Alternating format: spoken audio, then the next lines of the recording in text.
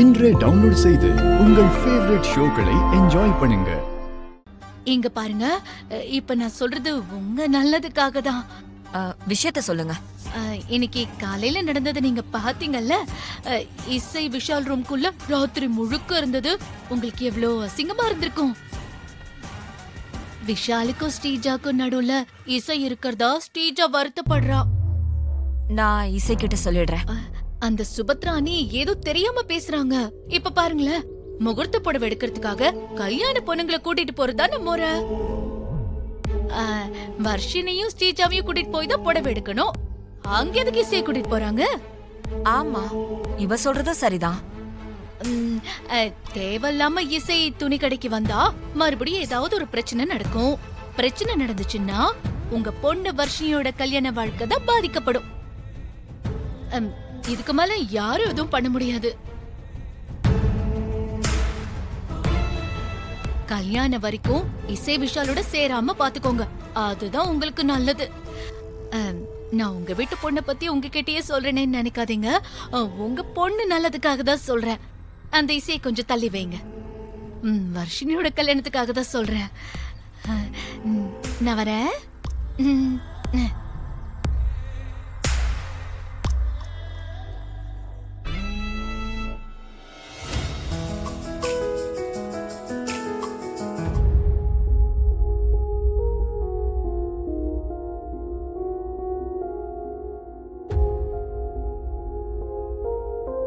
இசை, சித்தி, ஒரு 2 நிமிஷம் மட்டும் வெயிட் பண்ணுங்க. கமலை போட்டுட்டுனா நான் ரெடி ஆயிடுவேன் சித்தி.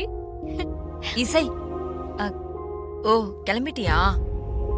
ஒரு சின்ன சேஞ்ச். நீ இப்போ கடைக்கு வர வேண்டாம்.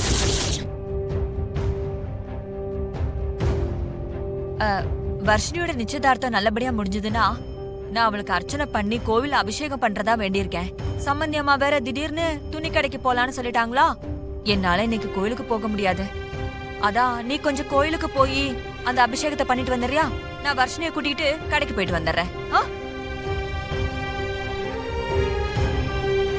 என்ன இசை, கோயிலுக்கு போய் அந்த அபிஷேகத்தை பண்ணிட்டு வந்துடுறியா? சுபத்ரா அத்தை என்ன வர சொன்னாங்க சித்தி. நான் வேணா ஃபர்ஸ்ட் வந்து புடவை எடுத்துட்டு அப்புறமா கோயிலுக்கு போய் வர்ஷினி பேர்ல அர்ச்சனை பண்ணிடுறேன். இசை, அவங்க ஒரு பேச்சுக்கு தான் உன்னை வர சொன்னாங்க. புரிஞ்சுக்கோ ப்ளீஸ். இங்க பாரு, கல்யாணம் உனக்கா இல்ல வர்ஷினிக்கா? என்ன இசை யோசிக்கிற? உன் தங்கச்சி நல்லபடியா வாழணுமா இல்லையா? இல்ல சித்தி, அந்த ஸ்ரீஜா இருக்கால, அவ ரொம்ப மோசமானவ சித்தி. ஐயோ இசை, இதான் உன் பிரச்சனையே. இங்க பாரு, இதுக்காக தான் நான் உன்னை கடைக்கு வர வேண்டாம்னு சொல்றேன். சித்தி, உனக்கும் விஷாலுக்கும் நடக்கிற இந்த கல்யாணத்துக்கு தடையா அந்த ஸ்ரீஜா வந்துட்டா. உனக்கு அவ மேல கோபம் இருக்கும் தான். அவ என்ன பண்ணாலும் உனக்கு தப்பாதான் தெரியும். அதுக்காக நீ இப்படி சொல்லி சொல்லி வர்ஷினிக்கு நடக்க போற கல்யாணத்தை கெடுத்துறாத ப்ளீஸ். ஐயோ இல்ல சித்தி. இங்க பாரு இசை, நீ கோயிலுக்கு போ, வர்ஷினி பேர்ல அர்ச்சனை பண்ணு, அவ வாழ்க்கை நல்லா இருக்கணும்னு வேண்டிக்கோ ப்ளீஸ் இசை. சரியா? சரி, நேரமாகுது. நான் கடைக்கு போயிட்டு வரேன். சரியா? வரேன்.